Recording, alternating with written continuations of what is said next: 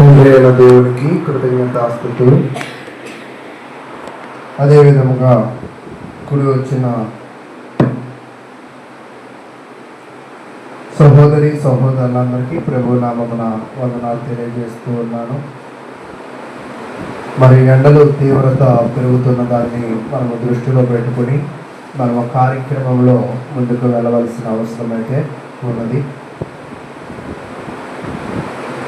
అయితే కొద్ది నిమిషాలు దేవుని వాక్యాన్ని మనము ధ్యానించుకుందాం. మనము గత కొద్ది కాలం నుంచిగా మీకా గ్రంథాన్ని మనం ధ్యానించడంలో ముందుకు వెళుతూ ఉన్నాం. మరి మీకా గ్రంథాన్ని మనం పరిశీలన చేస్తే మీకా అనే ఒక ప్రవక్త, ఆయన పల్లెటూరు నుంచి వచ్చిన ఒక ప్రవక్త.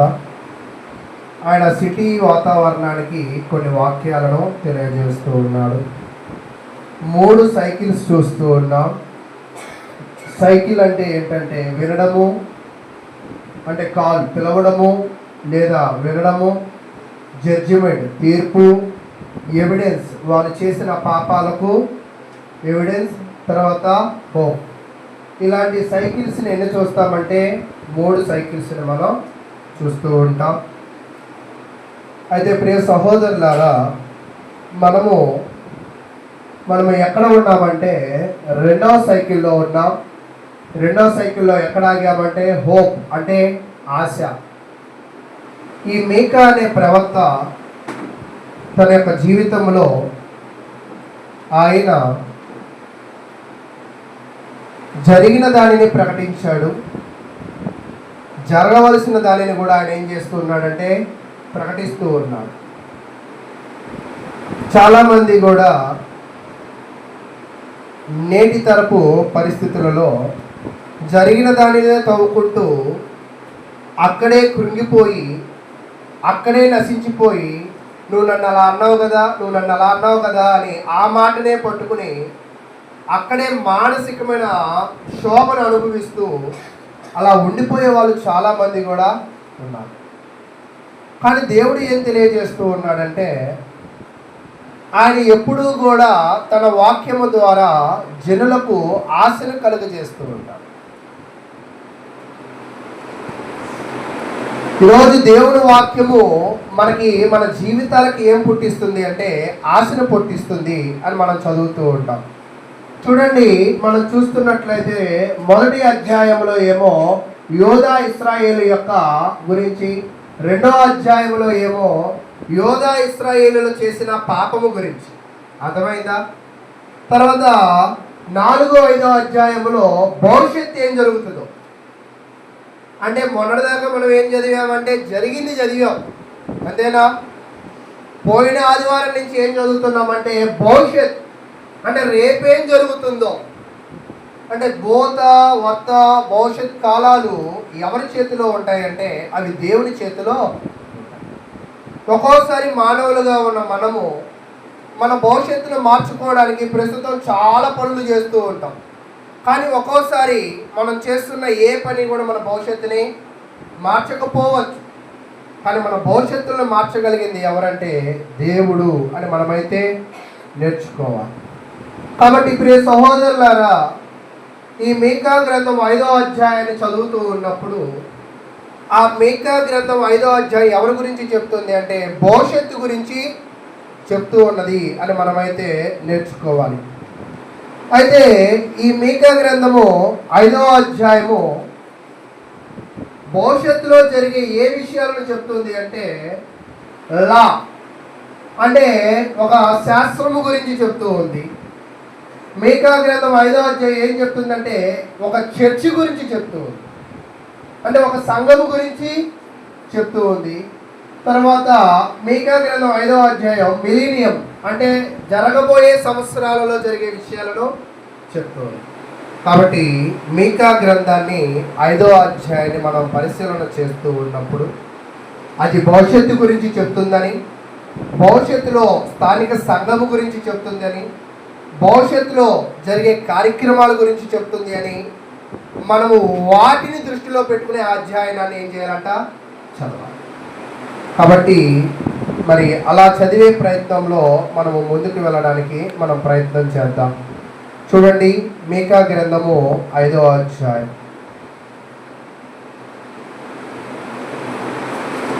మీకా గ్రంథము 5వ అధ్యాయము 1వ వచనం పురుషులు చదవండి. అయితే సమూహముగా కూడుము, శత్రువులు మన పట్టణము ముట్టడి వేయుచున్నారు. వారు ఇశ్రాయేలీయుల న్యాయాధిపతిని కర్రతో చెంప మీద కొట్టుచున్నారు. బెత్లెహేము, ఎఫ్రాతా, యోదా వారి కుటుంబములలో నీవు స్వల్ప గ్రామమైనను. ఈ యొక్క 5వ అధ్యాయము, మీకా గ్రంథం 5వ అధ్యాయం ఎవరి గురించి చెప్తుంది అంటే బెత్లెహేములో పుట్టబోయే మెస్సయ్య లేదా యేసు క్రీస్తు యొక్క జన్మను గురించి తెలియజేస్తూ ఉన్నాడు. ఆయన ఎలాంటి పరిపాలకుడు అంటే ఇప్పటిదాకా మీరు చూసిన సౌలు, దావీదు, సొలొమోను అక్కడ మొదలుకొని సిద్కియా లాగా ఒక 5 ఏళ్ళు 50 ఏళ్ళు పరిపాలన చేసే రాజు లాంటి రాజు ఈయన కాదు. ఈయన ఎలాంటి వాడు అంటే బెత్లెహేము అనే ఒక చిన్న ఊరిలో పుట్టాడు. ఈ చిన్న ఊరిలో పుట్టిన ఆయన ప్రపంచమంతా కూడా ఆయన పేరు ఏం చేసిందంటే పాకింది. అర్థమైందా? అంటే చిన్న ఊరిలో పుట్టిన ఈయన ప్రపంచమంతా కూడా పేరు ప్రఖ్యాతులు పొందినట్లుగా మనమైతే చూస్తూ ఉన్నాం. ఎందుకు ఈయన ఇంత పేరు ప్రఖ్యాతులను పొందాడు అంటే ఈయన దేవుని ప్రజలను కాసేవాడు. ఈ యేసు దేవుని ప్రజలను మేపేవాడు. మీకు ఇందాకే చెప్పాను, మీకా గ్రంథం దేని గురించి చెప్తుందంటే సంఘము గురించి చెప్తుంది. అంటే ఈ సంఘాన్ని మేపేది ఎవరు? యేసు. అంటే ఇప్పుడు మీకా ఎవరి గురించి చెప్తున్నారంటే స్థానిక సంఘము గురించి చెప్తున్నాడు. ఈ సంఘములో ఉండేది ఎవరంటే క్రీస్తు గురించి చెప్తున్నాడు. ఆ క్రీస్తు ఎలాంటి వాడు అంటే శాశ్వతము పరిపాలన చేసే ఒక రాజు లాంటి వాడని చెప్తున్నాడు. ఈయన ఎలాంటి పరిపాలన ఇస్తాడు? కొన్ని భౌతికపరమైన రాజకీయాలు చూస్తున్నప్పుడు, అంటే ఇప్పుడైతే అంత ఎక్కువగా లేదు కానీ 2000 ఆ సంవత్సరంలో ఒక ముఖ్యమంత్రి వస్తే అతివృష్టి ఉండేది, ఒక ముఖ్యమంత్రి వస్తే అనావృష్టి ఉండేది. అర్థమవుతుందా మీకు? అలాగే రాజులు కూడా, ఒక రాజ్యమో యుద్ధాలు బాగా చేస్తూ ఉంటాడు, ఒక రాజ్యమో అసలు ఏమీ చేయడు, ఒక రాజ్యమో శాంతి సమాధానాలను కలిగి ఉంటాడు. మరి యేసు అనే ఈ రాజు ఈ సంఘములో ఎలాంటి పరిపాలన చేస్తున్నాడు అంటే దేవుని బలముతో పరిపాలన చేస్తున్నాడు. ఎలాంటి స్వభావంతో పరిపాలన చేస్తున్నాడంటే శాంతి సమాధానాలతో పరిపాలన. అంటే సంఘంలో ఏముండాలండి? నిజంగా మనం వస్తున్న స్థానిక సంఘాల్లో శాంతి సమాధానాలు ఉంటున్నాయా? సంఘంలో దేవుడు ఏమి స్థిరపరచాలని ప్రయత్నం చేశాడంట? శాంతి సమాధానం.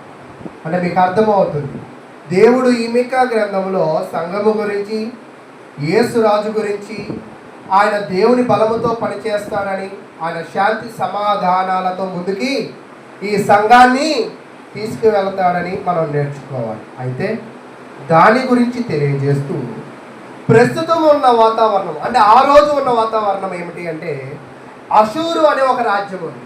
ఆ రాజ్యము ఇశ్రాయేలు ప్రజలను ఏం చేస్తుందంటే కొంచెం ఇబ్బంది పెడుతూ, దాని గురించి తెలియజేస్తూ విగ్రహారాధనను తొలగించాలని, తప్పుడు భద్రతపై ఆధారపడకుండా దేవుని మీద ఆధారపడాలి. అంటే ఇశ్రాయేలు ప్రజలకి దేవుడు ఏం తెలియజేస్తున్నాడంటే ఒకవైపు యేసుక్రీస్తు గురించి, సంఘము గురించి, శాంతి సమాధానాల గురించి చెబుతూ, అయ్యా మీరైతే మీ జీవితంలో శాంతి సమాధానాలు మీకు లేవు. దానికి గల కారణం ఏమిటి అంటే మీ పక్కన ఉన్న రాజులు. ఆ రాజులు మిమ్మల్ని ఇబ్బంది పెడుతూ ఉన్నారు.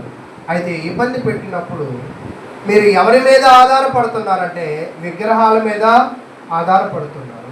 మీరు ఎవరిని నమ్ముకుంటూ ఉన్నారంటే విగ్రహాలను నమ్ముకుంటూ ఉన్నారు, జనుల మీద ఆధారపడుతూ ఉన్నారు. కాబట్టి నువ్వు అలా ఆధారపడకూడదు. అయితే అలా మీరు ఆధారపడకండి. భవిష్యత్తులో ఒక ఆయన వస్తాడు. ఎవరు వస్తారంటే యేసుక్రీస్తు వస్తాడు. అక్కడ ఉన్న సంఘం అంతా కూడా ఎవరి మీద ఆధారపడాలా? యేసుక్రీస్తు మీద ఆధారపడాలి. ఎందుకు ఆధారపడాలి అంటే ఆయన శాంతి సమాధానాలను ఇచ్చేవాడిగా ఉంటాడని తెలియజేస్తూ ఉన్నాడు. కాబట్టి మీకు దీని యొక్క వివరణ అనేది అర్థమైందని నేనైతే ఆశిస్తూ ఉన్నాను. చూద్దాం, చదువుకుంటూ ముందుకు వెళదాం. మీకా గ్రంథము 5వ అధ్యాయము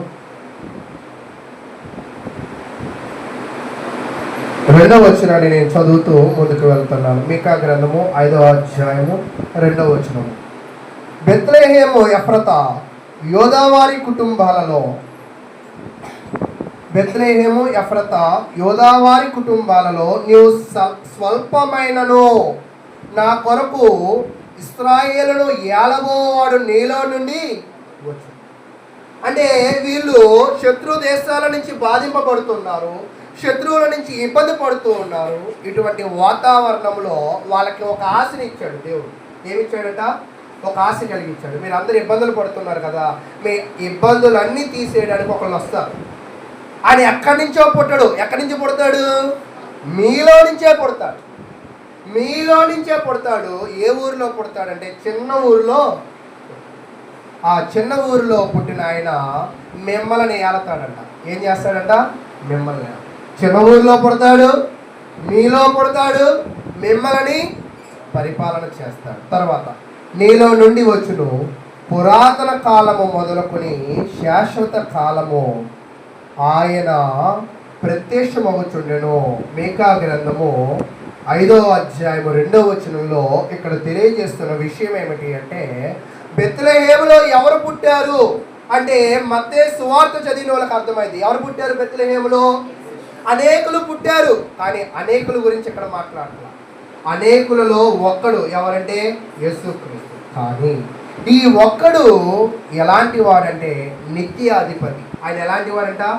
నిరంతరము పరిపాలన చేయగలిగిన వాడు, నిరంతరము రాజుగా ఉన్నవాడు, నిరంతరము అధికారి.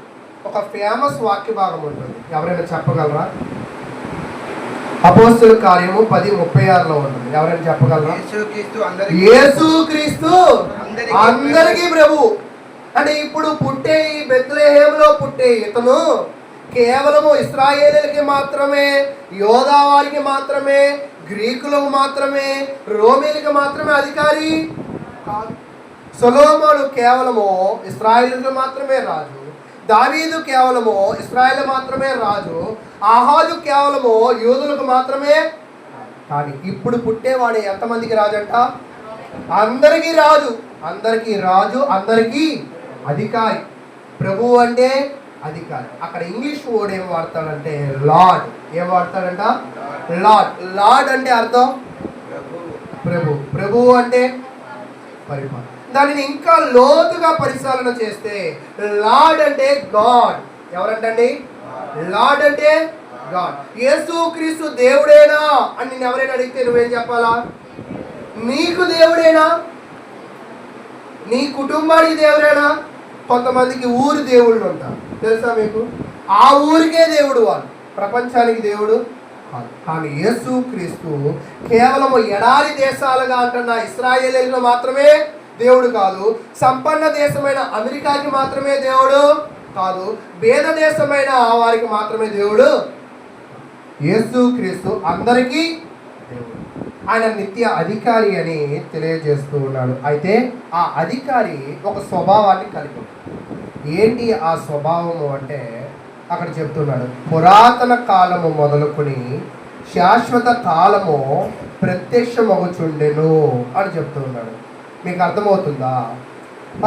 ఫ్రమ్ ఆఫ్ ఓల్డ్ అంటే ఎప్పటి నుంచో, పాతకాలం.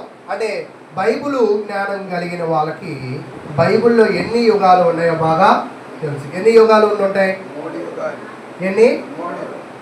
ఎన్నండి? 4 3. ఎన్నండి? 3 యుగాలు. ఏంటండి ఈ యుగాలు? పితరుల కాలము. ప్రభుదయాలు గారు ప్రతి వారం పిలిచి అర్పించమంటే ఆయన అరవలేదు. నేను కూడా అరుస్తా, నాతో పాటు మీరు చెప్పండి. ఏ కాలం అండి? పితరుల కాలము, మోషే కాలము, క్రీస్తు కాలం, క్రీస్తు యుగం. ఓకేనా? దానిని చాలా మంది వాళ్ళకి అనుకూలంగా కృపా యుగం అనొచ్చు, ప్రేమ యుగం అనుకోవచ్చు, ఏదో ఒక యుగం అని అనుకోవచ్చు. కానీ బైబిల్లో మాత్రం ఎన్ని యుగాలు ఉన్నాయి? 3 యుగాలు ఉన్నాయి. అయితే ఇక్కడ దేవుడు ఏం చెప్తూ ఉన్నాడంటే, యేసుక్రీస్తు ప్రభువారు మీకు బెత్లెహేములో పుడతాడు. కానీ ఆయన ఎప్పటి నుంచి ఉన్నవాడంట? ఎప్పటి నుంచో ఉన్నవాడు. పురాతన కాలం మొదలుకొని, పురాతన కాలం అంటే పితరుల కాలము నుంచి ఆయన ఉన్నవాడు. అయితే ఆయన ఉండి ఏమవుతున్నాడంటే, పురాతన కాలము మొదలుకొని శాశ్వత కాలము వరకు, అంటే భూమి ఉన్నంత వరకు ఆయన ఏమవుతూ ఉంటాడంట? ప్రత్యక్షమవుచుండెను. ప్రత్యక్షమవుచుండడం అంటే కనబడుతూ ఉంటాడు. ఏమవుతాడు? ఇప్పుడు నేను ఒక ప్రశ్న అడుగుతా, నిద్రపోయే వాళ్ళు కూడా లేచి తక్కువ చెప్పాలి. ఏంటి ఆ ప్రశ్న అంటే, యేసుక్రీస్తులో ఒక స్వభావం ఉంది. ఆయన ఎక్కడ పుడతాడు? బెత్లెహేములో పుడతాడు. ఎవరిలో నుంచి వస్తాడు? వారి ఊరిలో నుంచి, వారి జాతిలో నుంచే వస్తాడు. ఎలాంటి వాడు అయి ఉంటాడు? ఒక అధికారి అయి ఉంటాడు. అయితే ఆయన పూర్వకాలం నుంచి శాశ్వత కాలం వరకు ఆయన కనపడుతూనే ఉంటాడు. అయితే మీకు కనపడ్డా? యేసుక్రీస్తు మీకు కనపడ్డా? అందుకే మీ చర్చికి నేను రాను. మా చర్చిలో అయితే కనపడతాడు. మాకు పరిశుద్ధాత్మ దిగినట్టు ఉంటుంది వాక్యం చెప్పినప్పుడు అని అంటూ ఉన్న వాళ్ళు ఉన్నారు. అంతేనా లేదా? అయితే మీకెందుకు కనపడట్లా? ఆలస్యంగా రావడం వల్ల, లేదా అప్పుడప్పుడు రావడం వల్ల. పోనీ ఎందుకు కనపడట్లేదని మీరు అనుకుంటూ ఉన్నారు? బైబిల్ చదవకపోవడం వల్ల. అలా కాదా? చెప్పేటప్పుడు నిద్రపోయి వింటున్నానని తలవపడం వల్ల. అలా కూడా కాదా? మరి మనకెందుకు కనపడట్లా? మామూలుగా యేసుక్రీస్తులో ఏం స్వభావం ఉందంటే, పురాతన కాలం మొదలుకొని శాశ్వత కాలం వరకు ఆయన కనపడుతున్నాడు అని ఎవరు చెప్తున్నారు? బైబిల్ చెప్తుంది. మరి నీకు కనపడుతున్నాడా అంటే నీకు కనపడలా. నేను నిన్ను నమ్ముతున్నా, నువ్వు మనిషివే, నాతో పాటే పుట్టావు, నాతో పాటే పెరుగుతావు, నాతో పాటే ఇంకా దాన్ని నేను మాట్లాడు. కానీ మరి నీకెందుకు కనపడట్లా? బైబిల్ ఏం చెప్తుంది? కనపడుతున్నాను అంటే. కనపడట్లేదు అంటే బైబిల్ తప్ప? అర్థమైందా నా ప్రశ్న మీకు? మీరు కుర్రోళ్ళు కాబట్టి మీకు కనపడదు. కొన్ని వెనక ఉన్న ముసలోళ్ళకి యేసుక్రీస్తు ప్రభువారు మీకు కనపడుతున్నాడా? అమ్మా నన్ను చూడండి అమ్మా, తర్వాత అక్కడ పిలుస్తాను, అక్కడ చీర చూదురు, నన్ను చూడండి. యేసుక్రీస్తు ప్రభువారు మీకు కనపడుతున్నాడా? మాకు యేసుక్రీస్తు కనపడ్డు కానయ్యా, దారిపోయి వెళ్ళిపోయే పంచాయతీలన్నీ మాకు కనపడతాయి. అంతేనా?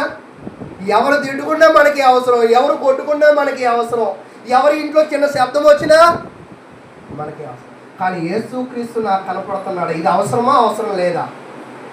అసలు మనం ఎవరు? క్రైస్తవుడు. క్రైస్తవుడు అంటే మరి నీకు ఎవరు కనపడాలా? క్రీస్తు కనపడ. నీకు క్రీస్తు కనపడలేదంటే నువ్వు క్రైస్తవుడివి? సరే చూద్దాం. చూడండి, యోహాను సువార్త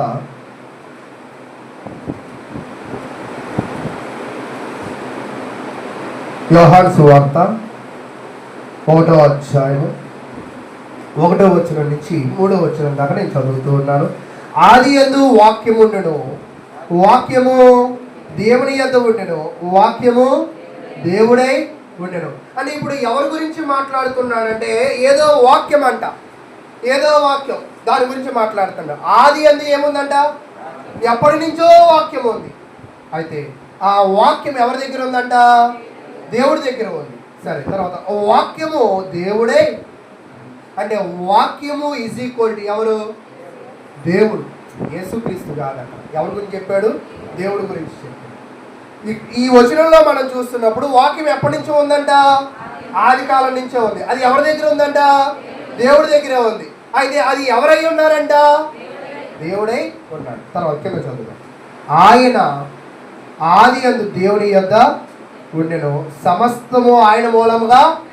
అంటే వాక్యము దేవుని యొద్ద, వాక్యము దేవుడే, ఆ దేవుడే ఈ సృష్టి మొత్తాన్ని చేశాడు. అక్కడ చెప్తున్నాడు సమస్తమును ఆయన మూలముగా. ఆయన లేనిదేది లేదు. కొన్ని పెద్ద పెద్ద బిల్డింగులు వేసేటప్పుడు ఏనుగు పాదాలు అంటారు, తెలుసా మీకు? ఏనుగు పాదాలు తెలుసా? తర్వాత పునాదులు తెలుసా? అని ఈ ఏనుగు పాదాలు తెలియదు అంటే మనం పెద్ద బిల్డింగులు కట్టలేదు కాబట్టి.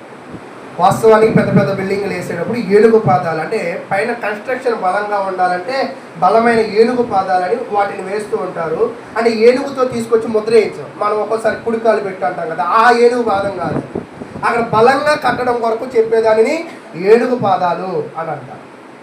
అలాగే ఇక్కడ యేసు క్రీస్తు అంటే ఇక్కడ దేవుడు, వాక్యము దేవుడు అంట. ఆ దేవుడి ద్వారానే సమస్తాన్ని ఆయన ఏం చేశాడంట? సృజించాడు. తర్వాత 3వ వచనం, కలిగి ఉన్నది ఏది ఆయన లేకుండా.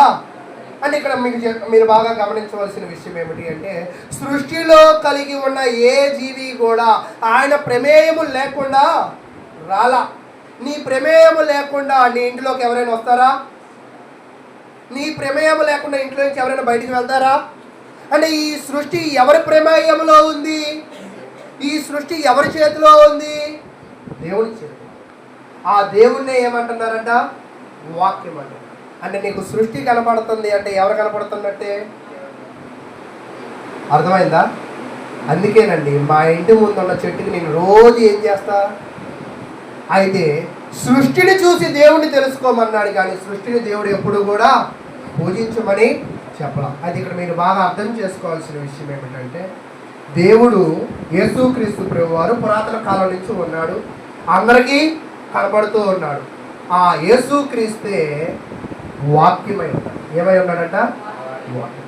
ఆయన లేకుండా ఏమీ కూడా. అందుకే మీరు బాప్తిసం పొందినప్పుడు ఏం చెప్తారో చెప్పండి. తండ్రి యొక్కయు, మరలా మర్చిపోయినాయి గారు నాకు బాప్తిసం ఇవ్వమంటే నేను ఎవరు? మరలా జరుగుతున్నా, మరలా చెప్పండి. ఎవరెవరి నామంలో? తండ్రి యొక్కయు, కుమారుని యొక్కయు. అంటే క్రీస్తు నామము లేని బాప్తిసము లేదు, క్రీస్తు నామము లేని సృష్టి లేదు, క్రీస్తు నామము లేని సంఘము లేదు. క్రీస్తు నామము లేకపోతే దానికి విలువే లేదు. కాబట్టి యేసు క్రీస్తు అన్నిటిలో కూడా ఆయనకి ఏముందంట? పాత్ర ఉంది అని మనమైతే నేర్చుకోవాలి. అయితే ప్రియ సహోదరులారా, ఇప్పుడు చెప్పండి, యేసు క్రీస్తు మీకు కనపడుతున్నాడా అంటే అవును, వాక్యము ద్వారా కనబడుతున్నాడు. నువ్వు వాక్యం చదువుతూ ఉన్నావంటే నువ్వు ఎవరిని చూస్తున్నట్టే? నువ్వు ప్రార్థన చేస్తున్నావంటే ఎవరితో కలిసి ఉన్నట్టే? నువ్వు సంఘంలో వాక్యానుసారంగా నడుచుకుంటున్నావంటే మీకు షడ్రక్, మేషక్, అబేద్నెగోలు ఉన్నారు తెలుసా? ఎవరు?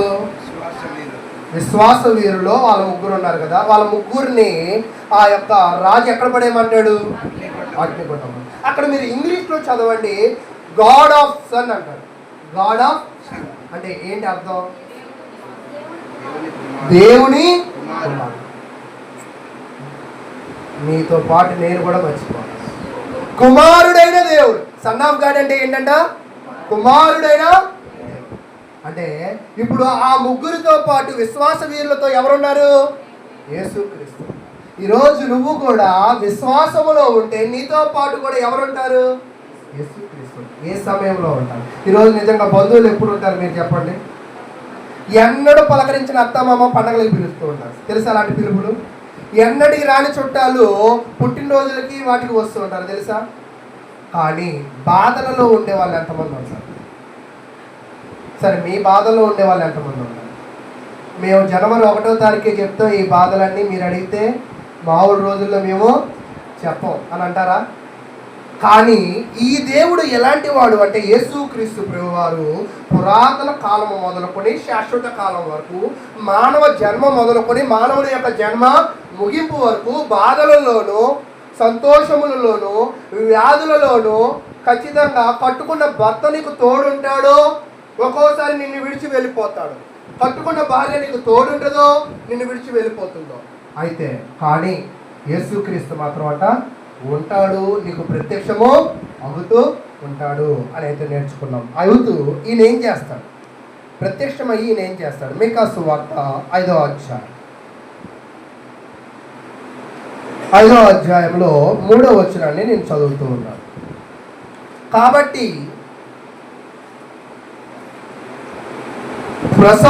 ప్రసవమగు స్త్రీ పిల్లను కను వరకు ఆయన వారిని అప్పగించును. అప్పుడు ఆయన సహోదరులలో శేషించిన వారు ఇశ్రాయేలులతో కూడా తిరిగి వత్తురు.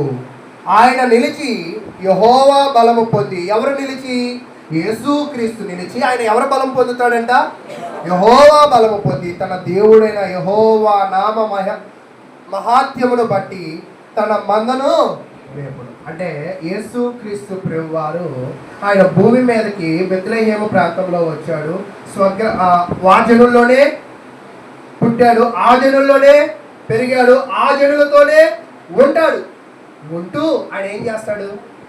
ఈరోజు నేను ఒక ప్రశ్న అడుగుతా, ప్రార్థనకు వచ్చి మీరేం చేస్తారు అని మిమ్మల్ని అడిగాను అనుకోండి, అనిల్ జోకేస్తే నవ్వుతాం, అనిల్ గట్టిగా ఒకవేళ సీరియస్గా చెప్తే కొంచెం పళ్ళు బిగిస్తూ ఉంటాం, అంతేనా? అనిల్ ఆమె అనగానే బయటికి వెళ్ళిపోతాం కాదా? సరే, ప్రార్థనకు వచ్చి మీరేం చేస్తారు? తల వంచుకుని వింటున్నట్టే ఉంటాం, తల మీరు చూడండి, కళ్ళు నిద్రపోతూ ఉంటాయి. అతను కళ్ళు ఓపెన్ చేసినట్టు చూడండి ఇలాగా. సరే, చర్చికి వచ్చి మీరు ఏం చేస్తారు? నా ప్రశ్న మీకు అర్థమైందా? ఏం చేస్తారు? ఏంటో ఎప్పుడు చర్చికి రావడంలా మాట్లాడద్దు మీరు. చర్చికి మీరు అందరూ వస్తున్నారు కదా, వచ్చి మీరు ఏం చేస్తున్నారు చెప్పండి? కీర్తనలు పాడతారు, ఓకే. పాటలు పాడేవాళ్ళు పాటలు అని చెప్పారు. ఇంకా వాక్యం వినేవాళ్ళు వాక్యం, ఇంకా ప్రార్థన చేస్తారు. ఇంకా అమ్మయ్య నా వంతు ఒకటి చెప్పేసి అనుకుంటారు అందరూ. అన్నీ చెప్పచ్చు, వాక్యం వింటారు, మళ్ళీ చెప్పిందే చెప్తున్నారు. సరే, అయితే యేసుక్రీస్తు కూడా భూమి మీద పురాతన కాలము మొదలుకొని శాశ్వత కాలము వరకు ఎందుకు ప్రత్యక్షం అవుతున్నాడు అంటే, యెహోవా బలమును పొంది ఆయన ఎవరినో కాస్తాడట. ఆ కాసేవారిని ఏమంటున్నాడంటే కాపరి. అంటే యేసుక్రీస్తు ఈ భూమి మీదకి ఎందుకు వస్తాడంట? ఒక కాపరిగా వస్తాడు. కాపరి తన గొర్రెలను ఏం చేస్తూ ఉంటుంది? కాస్తూ, అంతేనా? కాపరి తన గొర్రెలను కాస్తున్నట్లుగా ఒక వాక్యం చెప్తా, కోడి తన రెక్కల కింద తన బిడ్డలను కాస్తున్నట్లుగా అనే వాక్యాన్ని ఎప్పుడైనా విన్నారా? విన్నారు? రెఫరెన్స్ చెప్పండి. అంటే చాలా కష్టంగా ఉంటుంది. కానీ యేసుక్రీస్తు ప్రభువారు భూమి మీదకి ఎందుకు వచ్చాడు అంటే, ఆయన ఒక కాపరిగా వచ్చాడు. ఆయన కాపరిగా వచ్చి ఎవరిని కాస్తాడు? ఆయన ఎవరిని కాస్తాడు? ఇవన్నీ మనకు అర్థం కావడానికి ఉపమానాలు చెప్పాం. కాపరి ఎవరిని కాస్తాడంటే తన మందలో ఉన్న వారిని కాస్తాడు, మందలో నుంచి వెళ్ళిపోయిన వాళ్ళని కూడా తీసుకువచ్చి కాస్తాడు. నాకు వద్దు అనుకున్న వాళ్ళు ఏం చేస్తాడంట? వదిలేసే ఉపమానం ఏంటో చెప్పండి? తప్పిపోయిన కుమారుణ్ణి తండ్రి ఏం చేశాడు? బతిమిలాడా? ఈరోజు చాలా మంది ఒక్కోసారి అంటూ ఉంటారు, వాళ్ళు చర్చికి రావట్లా, వాళ్ళ దగ్గరికి వెళ్ళొచ్చు కదా, వాళ్ళ ఇంటికి వెళ్ళి ప్రార్థన చేయొచ్చు కదా, వాళ్ళని అడగచ్చు కదా అంటే, వద్దు అనుకుని దూరంగా పారిపోయే వాళ్ళకి బుద్ధి ఎవరు చెప్పాలా? దేవుడు చెప్తాడు. ఎందుకంటే ఆయన కాపరిగా ఉన్నాడు. ఆయన బుద్ధి చెప్పి, బుద్ధి అంటే ఎప్పుడు వచ్చింది? అన్నీ ఉన్నప్పుడు బుద్ధి వచ్చిద్దా? అన్నీ ఉంటే ఆకలి తెలిసిద్దా? తెలియదు. ఎప్పుడు బుద్ధి వచ్చింది? అన్నీ కోల్పోయాక, అందరూ ఏం చేశాక? మోసం వదిలేశాక కాదు, మోసం చేశాక. మోసం అంటే ఏంటో ఎప్పుడు మోసపోనట్లు ఉన్నారు మీరు. మొన్న 8 కేజీలు బియ్యం అడిగితే 7.5 కేజీలు ఇచ్చాడంట ఆయన. అంటే నన్ను ఏం చేశాడు? ఆయన మోసం చేశాడు. అలాగే తప్పిపోయిన కుమారుడు డబ్బుతో వెళ్ళినప్పుడు స్నేహితులందరూ నీ అంటే ఉంటావు, నీతో వ్యాపారం చేస్తామన్నారు. డబ్బంతా అయిపోయాక ఏమన్నారు? వదిలేస్తారు. అలాగే ఈరోజు దేవుడి విలువ ఎప్పుడు మనకు బాగా అర్థమయ్యేదంటే, ఈ సమాజం మనల్ని మోసం చేసినట్టు. సమాజం కాదు, కొంచెం లోతుగా వెళ్తే నీ కుటుంబం మోసం చేశాక నీకు అర్థం. ఇంకొంచెం లోతుగా వెళ్తే నీ పిల్లలు నిన్ను మోసం చేశాక అప్పుడు ఎవరు ముఖ్యమని అర్థమవుతుందో తెలుసా? అప్పటిదాకా ఎవరు ముఖ్యమని తిరుగుతో తెలుసా? నువ్వు, నీ కుటుంబము, నీ భర్త, నీ పిల్లలు, నీ అత్త లేదులే పాపం. అత్త ఉందంటారా? అత్త కష్టం. వీళ్ళందరూ ముఖ్యమని తిరుగుతూ ఉంటావు. వీళ్ళందరూ కూడా ఏం చేస్తారంటే రివర్స్ గేర్లో నిన్ను గుద్దుతారు. గుద్దిన తర్వాత అప్పుడు నీకు అర్థమైంది, అయ్యా అందరూ నన్ను మోసం చేసి. ఇన్నిసార్లు చెప్పానయ్యా, మా అబ్బాయి కోసం, మా అమ్మాయి కోసం, మా మనవల కోసం ప్రార్థన చేయమన్నా కదా. ప్రార్థన చేయమన్న వాళ్ళందరూ కూడా నన్ను ఏం చేశారట? ఎగిసి కొట్టారయ్యా. కానీ ఈ యేసుక్రీస్తు ప్రభువారు ఆయన భూమి మీద ఎందుకు వస్తాడు అంటే, ఆయన ఒక కాపరిగా వస్తాడు. ఆయన కాపరిగా వచ్చి ఎవరిని కాస్తాడు అంటే, ఆయనను ఎవరైతే యేసుక్రీస్తు అందరికీ ప్రభువుగా అంగీకరిస్తారో, అందరూ దేవుడుగా అంగీకరిస్తారో, అందరూ దేవుడి కుమారుడిగా అంగీకరిస్తారో, ఆయన నామములో ఎవరైతే బాప్తిసము పొందుతారో వాళ్ళ అందరినీ కూడా ఎవరు కాస్తారంట? ఎవరు? అందరూ చెప్పాలి. ఎవరు? కాసేవారు ఏమవుతారంటే కాపరు అవుతారు. వారందరూ కూడా ఏమవుతారంటే గొర్రెలు అవుతారు. అయితే జంతువులలో ఇన్ని జంతువులు ఉండగా గొర్రెలతోనే ఎందుకు దేవుడు క్రైస్తవులను పోల్చాడు? కాపరితోనే ఎందుకు యేసుక్రీస్తును పోల్చాడు అంటే, ఏ కాపరి కూడా తన గొర్రెకు తప్పు మార్గాన్ని చూపించాడు. ఒక మంచి కీర్తన ఒకటి ఉంటుంది, చెప్పగలరా? కీర్తన అంటే పాటగా, పచ్చిక బయలు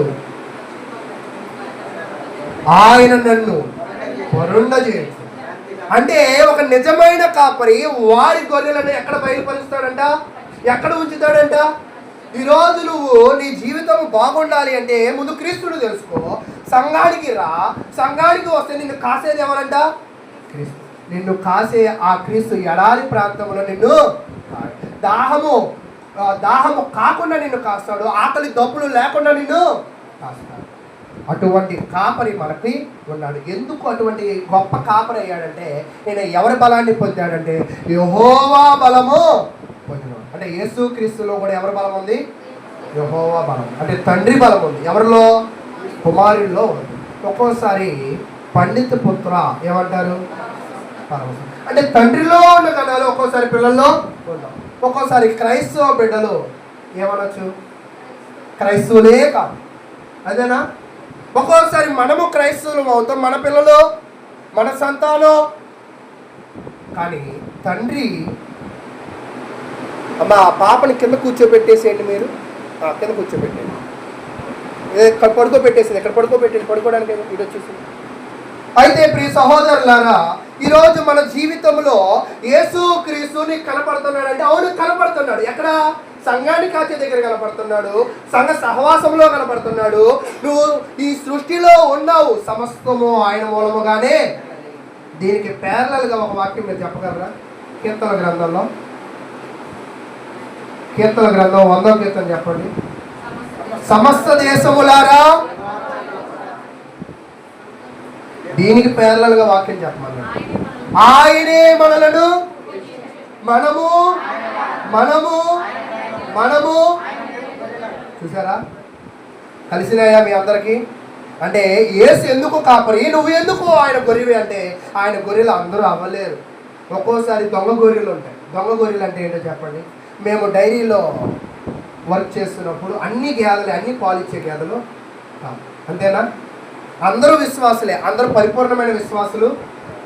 అలాగే యేసు కాపరిగా ఉన్నప్పుడు గొర్రెల్లో కూడా కొన్ని ముసుగు వేసుకుని దొంగ గొర్రెలు ఉంటాయి.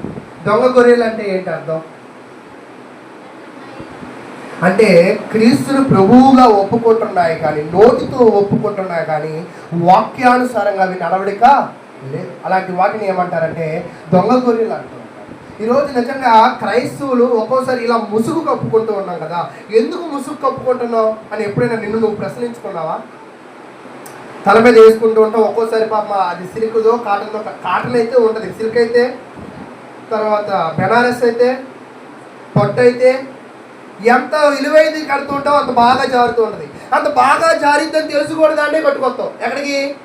ప్రార్థనకి. అదేమో ఇలా వేస్తావు, అదేమైంది ఇలా జారింది, ఇలా వేస్తావు, ఇలా జారింది. ఓ 3 సార్లు తర్వాత అది అలాగే జారింది, దాన్ని అలాగా వదిలేద్దాం అనుకుంటావా లేదా? అంటే ఈరోజు నేనేం చెప్పాలనుకుంటున్నానంటే, నా ప్రయత్నం ఏమిటి అంటే, ఈరోజు గొర్రెల్లో కూడా ఎలాంటి వాళ్ళు ఉన్నారంటే, 1 వాక్యానుసారంగా వింటారు, 2 వాక్యానుసారంగా వింటారు, కానీ పరిపూర్ణముగా కాపరి మాట వినని గొర్రెలు ఉంటారు. అలాంటి వాళ్ళని ఏమంటారంటే దొంగ గొర్రెలు. మీద బాగా అర్థం కావాలంటే దొంగ క్రైస్తవులు అంటారు. ఏమంటారండి? దొంగ క్రైస్తవులు. మనము నిజమైన క్రైస్తవులమా దొంగ క్రైస్తవులమా అని ఒకవేళ ప్రశ్నించుకుంటే, నా ప్రశ్న అర్థమైందా? మనము నిజమైన క్రైస్తవులమా దొంగ క్రైస్తవులమా? ఒక ఆయన ఈలో, అయ్యా మీరు నిజమైన సేవకుడేనా అని అడుగుతాడు. ఏమంటాడంట? ఈరోజు అవును, మనము నిజమైన వాళ్ళం కాకపోవచ్చు, కానీ నిజమైన వాళ్ళం అవ్వడానికి మాత్రం ఖచ్చితంగా ఏం చేయాలా? ప్రయత్నం. అయితే ప్రియ సహోదరులారా, ఆ ప్రయత్నంలో మనకి సహకారిగా ఉండడానికి దేవుడు ఎవరిని పంపించాడంటే యేసుక్రీస్తు లాంటి ఒక మంచి కాపరిని పంపించాడు. ఎలా పంపించాడంటే బలముతో పంపించాడు. ఎలా పంపించాడంటే ఆయన పేరు అక్కడ చదువుతూ ఉంటాం. మీకా గ్రంథం 5వ అధ్యాయము 4వ వచనం. కాగా వారు నిలుతురు, ఆయన భూమి అంతముల వరకు ప్రబలుడవును. ఆయన పేరు ఎక్కడ దాకా పాకిద్దంట? భూమి అంతముల వరకు. అంటే యేసు క్రీస్తు యొక్క పేరు స్పష్టముగా భూమి అంతముల వరకు పాకింది అని మనం ఇప్పటిదాకా నేర్చుకున్నాం. అది ఇప్పటిదాకా నేర్చుకుంది మళ్ళా చదువుతున్నాం చూడండి. యేసు క్రీస్తు ఎక్కడ పుడతాడు? బెత్లెహేంలో పుడతాడు. ఎవరిలో పుడతాడు?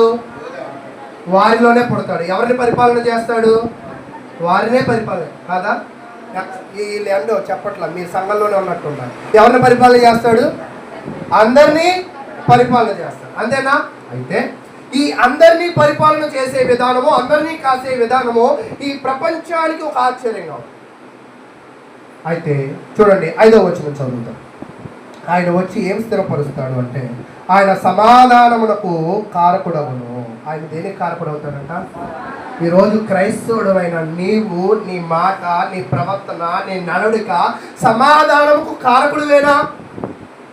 కొంతమంది మాటలతో రెచ్చగొడతారు, తెలుసా? అలాంటి వాళ్ళు కొంతమంది చేతలతో రెచ్చగొడతారు, తెలుసా? పోనీ ఇది ఎక్కువగా పెళ్ళైన కొత్తలో ఉన్న భార్య భర్తల్లో ఈ సమస్యలు ఎక్కువగా ఉంటాయి. భర్తని ఏమనలేక ఏదో ఒక ముఖం వంకరగా తిక్కరగా పెడుతూ ఉంటారు. అప్పుడు ఈయనకి మాటలు ముఖంలో చెప్పలేడు కదా, చేత్తో ఉన్న దాన్ని ఏం చేస్తాడు? విసురుతాడంట. అది బాగా చెప్పారు. ఓకే. కాబట్టి ఈరోజు క్రైస్తవులుగా ఉన్న మనము సమాధానకరంగా మన కాపరి ఎలాంటి వాడంట?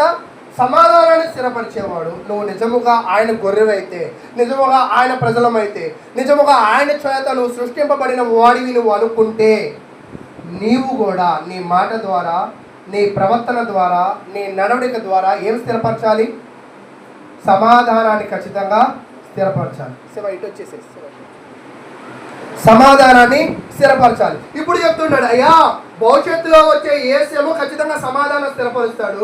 కానీ ప్రస్తుతం మీరు చాలా ఇబ్బందులు పడుతున్నారే, ప్రస్తుతము మీరు శత్రు దేశాల నుంచి చాలా ఇబ్బందులు పడుతున్నారు కదా, మీరు పడే ఇబ్బందులు తర్వాత జనాలకి ఉండదు.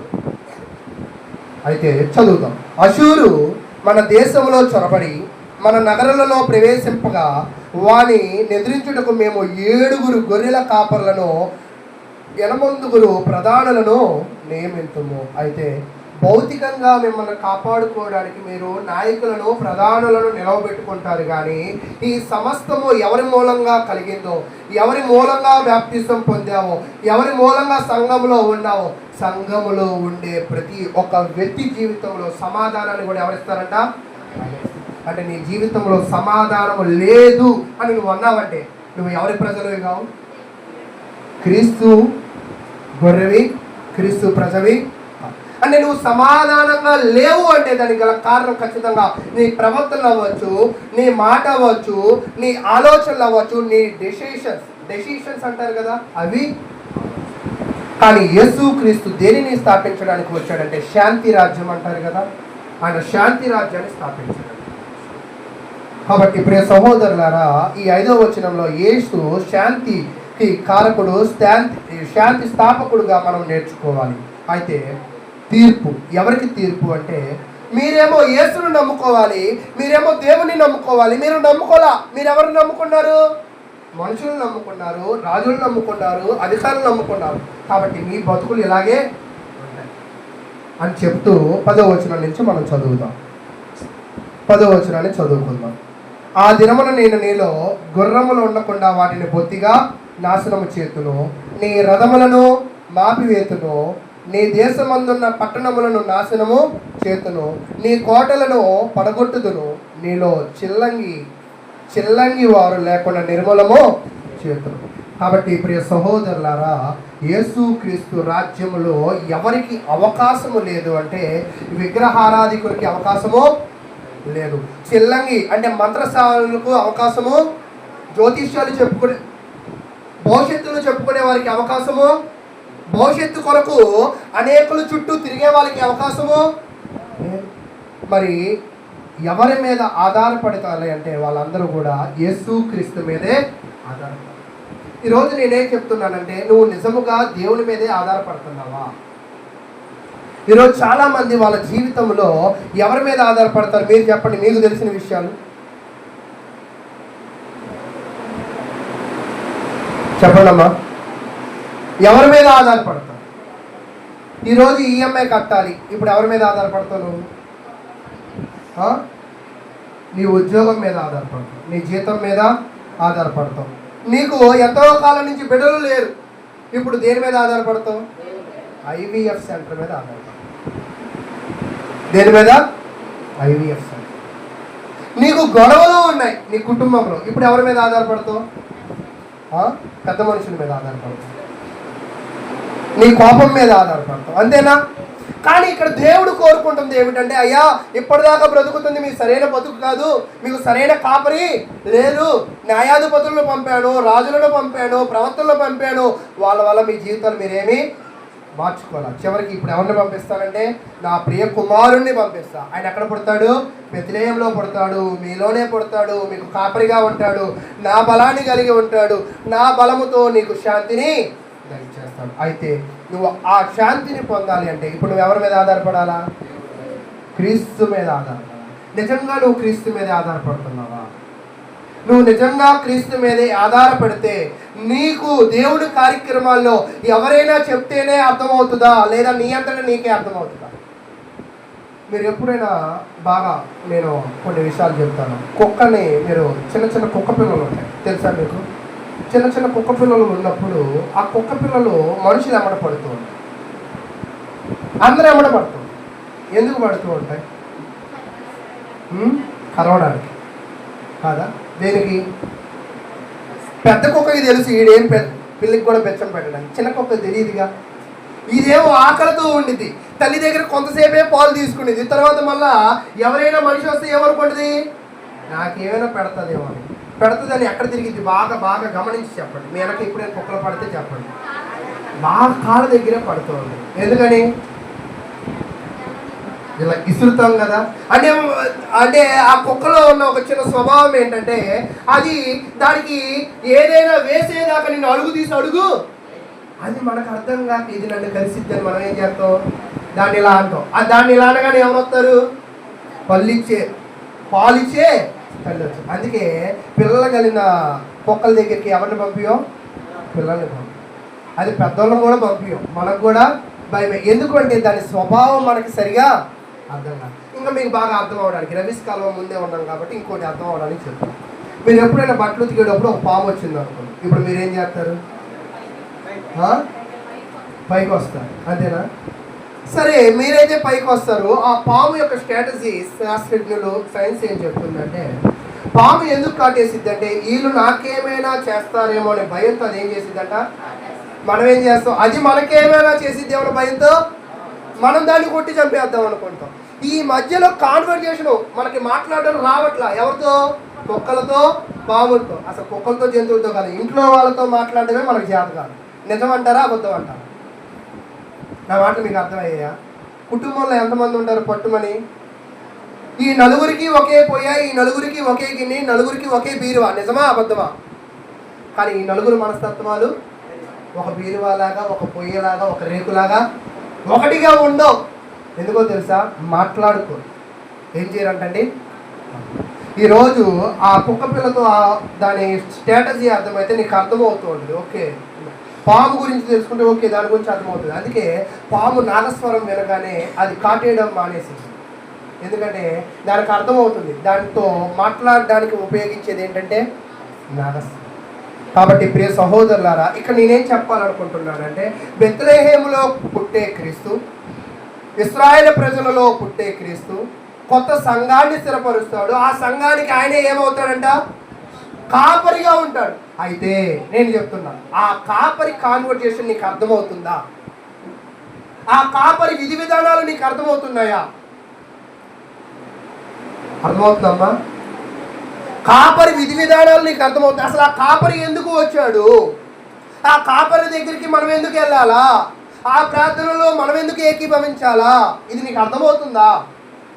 ఇది అర్థమైతే సమస్యలు ఎప్పుడు రావు.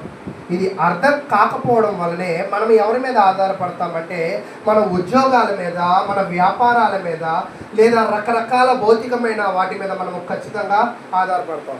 అయితే నేను క్రిస్టియన్ అని తెలియక ఒక ఆయన కొన్ని ఇబ్బందులుగా ఉన్నాయి, ఫోన్లు మాట్లాడుతున్నా, నా ఇబ్బందులన్నీ ఆయనకు అర్థమవుతున్నాయి. పిలిచి ఫలానా గుడికి వెళ్ళి ఫలానా కొండెక్కయ్యా, నీ బాధలన్నీ పోతాయ్యా.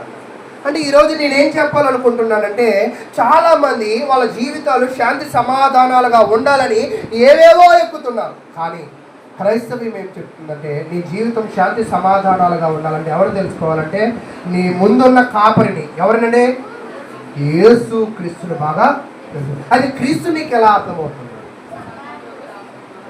మొన్న ఆదివారం మనం క్రీస్తు ఎలా అర్థమవుతున్నాడంటే, దేవుడిగా, దేవుని కుమారుడుగా, రక్షకుడుగా.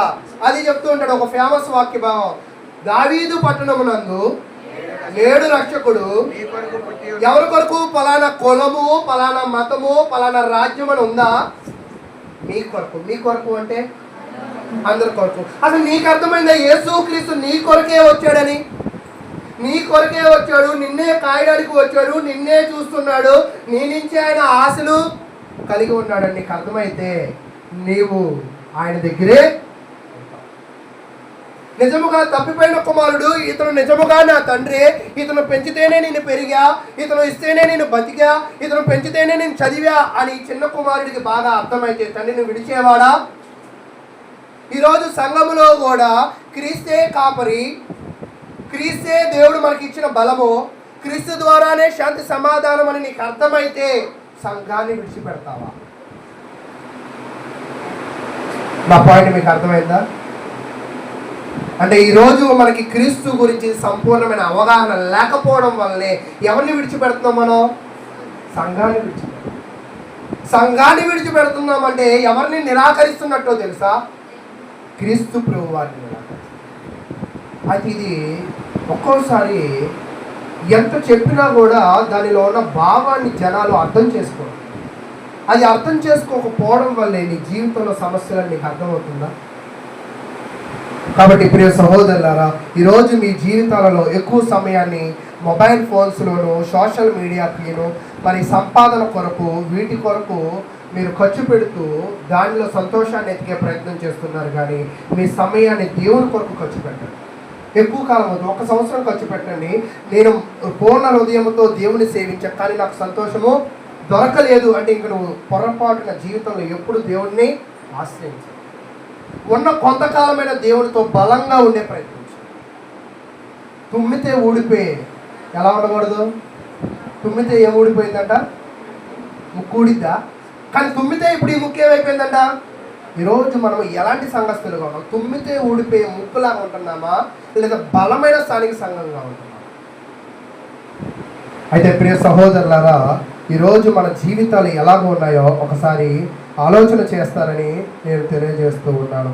కాబట్టి ఈరోజు మనము ఈ బెత్లెహేములోనే ఎందుకు పుట్టాడో తెలుసా ఆయన? ఈ బెత్లెహేము అంటేనే అర్థం ఏమిటి అంటే రొట్టెల ఇల్లు. రొట్టెల ఇళ్ళకి రొట్టెలు ఎప్పుడూ కరువు. అయితే యేసు క్రీస్తు ఆ రొట్టెల ఇల్లులో పుట్టడానికి గల కారణం ఏంటంటే, మనుషులకి కావాల్సిన రొట్టెను, మనుషులకి కావాల్సిన ఆత్మ సంబంధమైన స్థావరాన్ని, మనుషులకి కావాల్సిన సమస్తమును, నిత్య జీవపు రొట్టెను, నిత్య జీవపు మార్గమును, నిత్య జీవపు ప్రతి జలమును ఇవ్వగలిగిన వాడు ఎవరంటే యేసు. అందుకే ఆయన ఎక్కడ పుట్టాడంట? బెత్లెహేములో పుట్టినట్లుగా మనమైతే చూస్తూ ఉన్నాం. కాబట్టి ఆ బెత్లెహేములో పుట్టిన క్రీస్తు పురాతన కాలము మొదలుకొని శాశ్వత కాలము వరకు కనపడుతున్న ఆ క్రీస్తును నువ్వు సరైన విధముగా అర్థం చేసుకుంటున్నావా? సరైన విధముగా అంటే నిన్ను కాసే కాపరిగా నువ్వు అర్థం చేసుకుంటున్నావా? మీకు నేను ఒక చిన్న ఎగ్జాంపుల్గా నేను ఒక విషయం చెప్తా. ఈ ఫ్యాన్ ఉంది కదా, ఈ ఫ్యాన్ తిరగాలని నా దగ్గర ఉన్న ఒక స్విచ్ వేసా. ఏం వేసా? స్విచ్ వేసా. స్విచ్ వేసిన ఫ్యాన్ తిరగలేదు. కారణం ఏంటో చెప్పండి. కరెంట్ లేదు కాదు, కరెంట్ ఉంది. ఎందుకు కారణం అంటారు?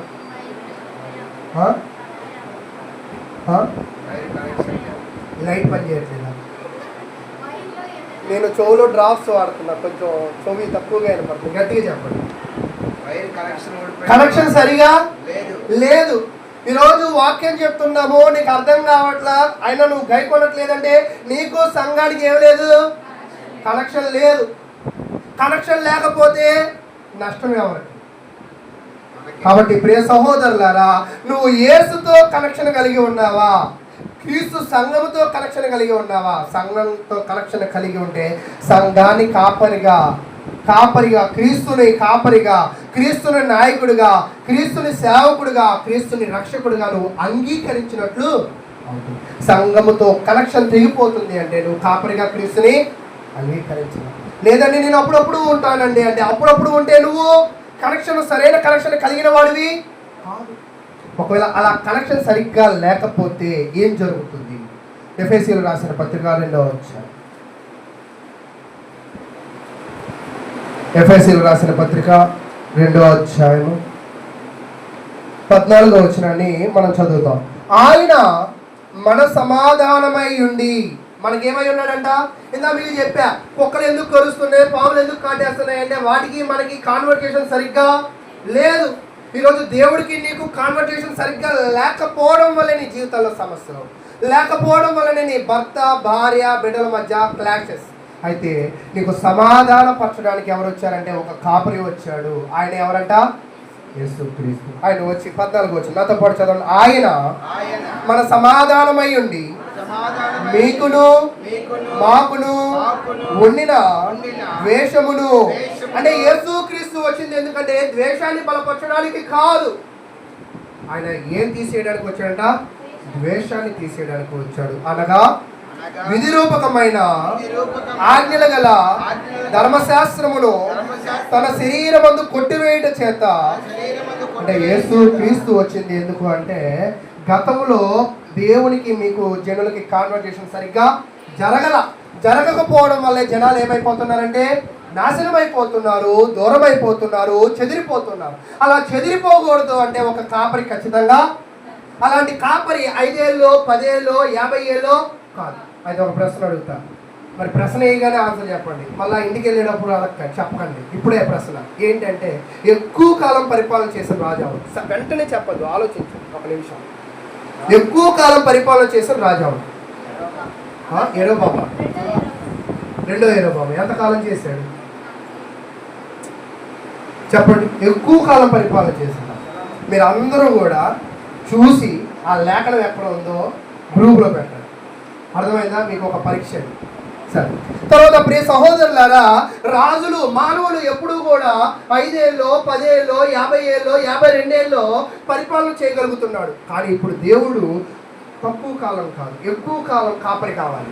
ఆ కాపరి మానవుల వల్ల కాదు. ఇప్పుడు ఎవరు కావాల్సి వచ్చిందంటే సన్ ఆఫ్ గాడ్, అంటే కుమారుడైన దేవుడు. అందుకే యేసుక్రీస్తు దేవుడు కాపరిగా ఉంచాడు. ఎవరికి కాపరి? ఆయన సంఘానికి కాపరి. ఎవరి పేరట కూర్చున్న వారికి కాపరి? ఆయన క్రీస్తు పేరట కూర్చున్న వారికి కాపరి. అది నీకు అర్థమైతే నువ్వు దేవుడితో ఏమవుతావు అంటే సమాధానం చేయబడతావు. 15వ వచనం చదువుతావు.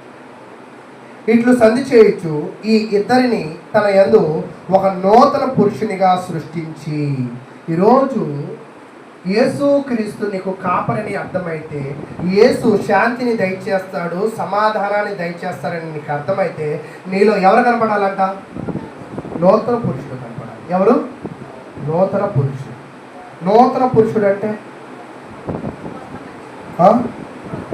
న్యూ మ్యాన్ అన్నాడు ఇంగ్లీష్లో. న్యూ మ్యాన్ అంటే న్యూ ఇయర్ జరుపుకుంటాం, ఆ ఒక్కరోజే న్యూ ఇయర్ జరుపుకుంటాం, ఆ రోజే కొత్త కనపడతాం, ఆ రోజే కొత్త బట్టలు వేస్తాం. కానీ దేవుడు కోరుకునేది ఏంటంటే ఎవ్రీడే నువ్వు న్యూ మ్యాన్గా ఉండాలి. ఆ న్యూ మ్యాన్ ఎవరి కింద కాపరిగా ఎవరి కింద విశ్వాసిగా ఉండాలా? క్రీస్తు కాపరి అనే కింద విశ్వాసిగా ఉండాలి. కాబట్టి ఈరోజు నేనేం చెప్పాలనుకుంటున్నానంటే, క్రీస్తు పాలకుడు నీకు అర్థమవుతుందా? క్రీస్తు నిత్యుడు నీకు అర్థమవుతుందా? క్రీస్తే కాపరి నీకు అర్థమవుతుందా? క్రీస్తే సంపూర్ణ శాంతిని ఇవ్వగలిగిన వాడని నీకు అర్థమవుతుందా?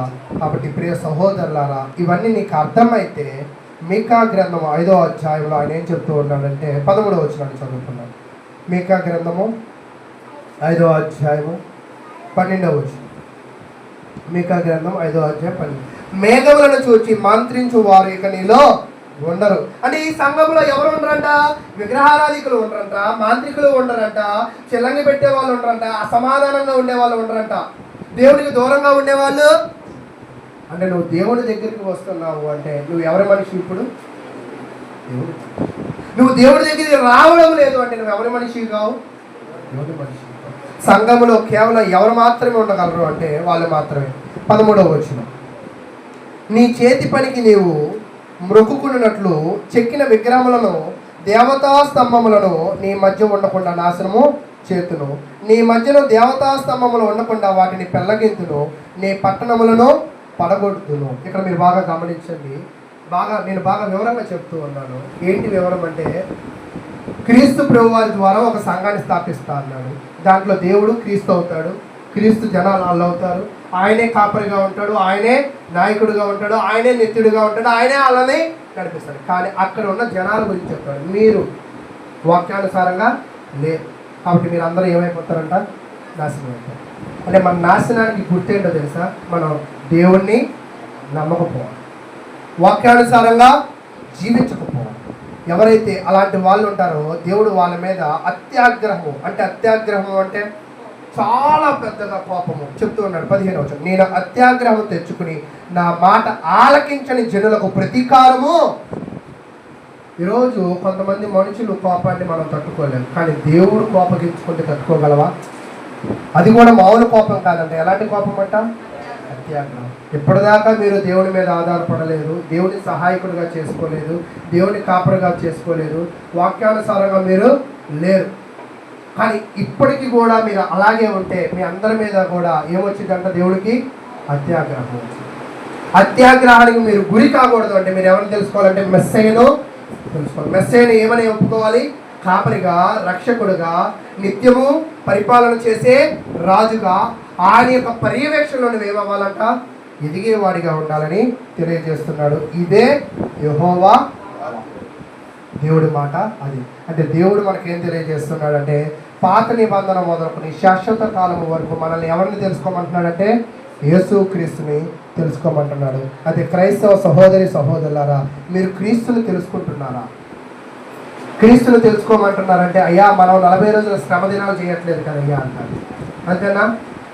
ఒక్కరోజు ఉపవాస ప్రార్థన చేయమంటేనే నేనెందుకు చేస్తాను, నాకు అన్నీ బాగున్నాయిగా అనుకున్న వాళ్ళు ఉన్నారా లేదా?